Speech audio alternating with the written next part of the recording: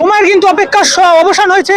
অমিত শাহ দেশের স্বরাষ্ট্রমন্ত্রী তিনি কিন্তু হাজির হচ্ছে, তার চপারের আওয়াজ কিন্তু পাওয়া যাচ্ছে। আমরা দেখতে পাচ্ছি যে তার চপারের আওয়াজ কিন্তু পাওয়া যাচ্ছে। তিনি কিন্তু অলরেডি এই আরাফাত মাঠে এসে হাজির হচ্ছেন, চপারের আওয়াজ পাওয়া যাচ্ছে।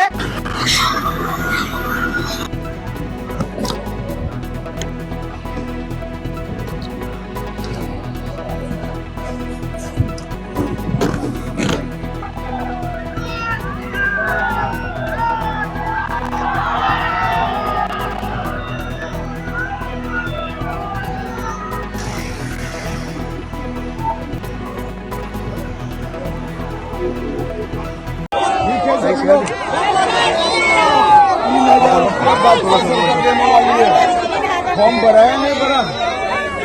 भरा है जनता दीदी के संतरास से मुक्त होना है या नहीं? होना है ना?